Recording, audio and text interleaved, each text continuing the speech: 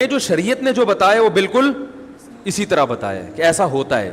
ان کے ساتھ سچی مچی میں ہوا ہے یا ان کو دماغ میں خلل ہوا تھا یہ مجھے معلوم نہیں, لیکن یہ بھی تو ممکن ہے کہ یہ حقیقی واقعہ ہو, کیونکہ جب ایک چیز شریعت نے بتائی ہے کہ ایسا ہوتا ہے تو بھائی اگر کسی کے ساتھ ہو رہا ہے تو بلا وجہ اس کا انکار کرنے کی ضرورت نہیں ہے. جیسے شریعت نے بتایا قبر کا عذاب ہوتا ہے, بعض دفعہ وہ عذاب اللہ دنیا میں دکھا دیتے ہیں. اب اگر کوئی شخص کہہ رہا ہے میں نے اس عذاب کو اپنی آنکھوں سے دیکھا ہے, آپ اس کا مذاق اڑانا شروع کر دو اور وہ آدمی بھی قابل اعتماد ہو, عین ممکن ہے وہ نہ دیکھا ہو, اس کا دماغی تخیل ہو, لیکن یہ بھی تو پاسبل ہے کہ دیکھا ہو. ہمارے ایک دوست نے ایک واقعہ سنایا تھا قبر کے عذاب کا, مجھے یقین نہیں تھا, میں نے کہا ایسا نہ ہو ان کے دماغ میں تخیل ہو, تو میں نے اس کی تصدیق کروائی اس علاقے میں, اس گاؤں میں, اور لوگوں کو کال کر کے پوچھی ایسا ہوا, انہوں نے کہا ایسا ہوا ہے. تو پھر مجھے یقین آیا. وہ قبر بار بار نہ اس کو نکال کے باہر پھینک دیتی تھی, بندے کو ڈالتے تھے قبر میں. اس نے بہت سے علماء شہید کروائے تھے نالائق نے. اس کا جرم یہ تھا کہ وہ مخبریاں کر کر کے نا علماء کو قتل کرواتا تھا. اس مخبر کے ساتھ ایسا ہوا اس گاؤں میں. جب اس کو دفنایا ہے تو چلیں اب بات آئی گئی ہے تو پورا واقعہ سنا دوں. تو وہ جنہوں نے دفنایا ہے نا, وہ ان سے میرا بھی تعلق تھا, میرے بیان سنتے تھے, تو مجھے آ کے انہوں نے واقعہ سنایا کہ ایسا کوئی مخبر تھا جو علماء کو شہید کرواتا تھا مخبریاں کر کر کے. تو جب اس کو دفنایا, کہہ رہے ہیں اس کے والد میرے پاس آئے, ہم لوگ کے پاس آئے, انہوں نے کہا کہ بھائی میں جب صبح جاتا ہوں تو میرے بچے کی جو لاش ہے نا وہ قبر سے باہر پڑی ہوئی ہوتی ہے, تو میں بڑا پریشان ہوں, کیا کروں. تو ہم پھر دفن کرتے ہیں تو اچھا قبر بالکل صحیح ہوتی ہے اوپر سے, اور وہ بندہ باہر ہوتا ہے, وہ دوبارہ بند ہو جاتی ہے قبر. تو ہم بڑے پریشان ہیں, کیا کریں, یہ کوئی شخص شرارت کر رہا ہے. تو کہہ رہے ہیں, ہم نے کہا بھائی ہم تو نہیں کر رہے شرارت. کہا تو اگر دوسرا ہم شرارت کوئی کر بھی رہا ہوتا تو قبر کو کھودی بھی تو ہونا. تو انہوں نے کہا, پھر یہ مشورہ انہوں نے ان کو دیا کہ تم ایسا کرو, لڑکا جو قتل ہوا, جو مرا تھا نا, جو قبر میں تھا, جس کی لاش باہر, نوجوان تھا, وہ بڑا مخبر آدمی تھا, وہاں کے گاؤں کے لوگوں نے بتایا. تو اس کی لاش جب باہر پڑی ہوتی تو باپ اور بھائی کو لوگوں نے مشورہ دیا اس لڑکے کے کہ تم لوگ رات کو قبرستان میں جا کے بیٹھ جاؤ, پہرا دو کہ کون آتا ہے نکال کے جاتا ہے اور قبر کو پیک کر کے چلا جاتا ہے.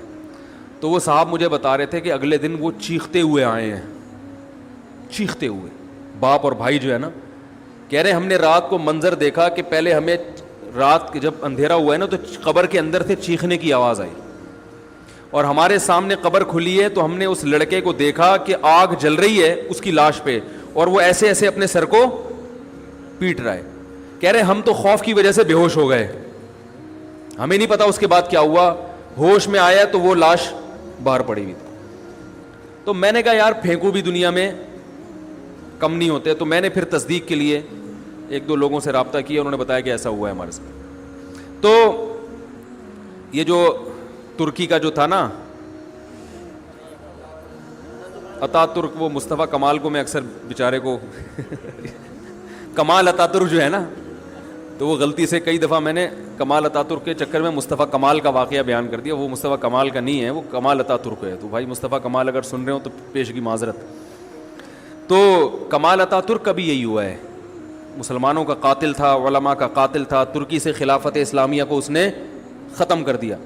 بہت یہ جو آج جو کچھ دنیا میں ظلم ہو رہا ہے اس سب کی بنیاد رکھنے والا اتا ترک ہے. خلافت عثمانیہ ہوتی تو نہ کشمیر کا مسئلہ کھڑا ہوتا, نہ بوسنیا کا مسئلہ کھڑا ہوتا. یہ ساری مصیبتیں جو آئی ہیں, مسلمانوں کا جو اتحاد ختم ہوا, تو اس کے ساتھ بھی ایسا ہی ہوا. اس کو جب قبر میں دفنایا, قبر نے باہر پھینک دیا, تو نتیجہ یہی نکلا کہ اس کی قبر زمین کے اوپر ہے.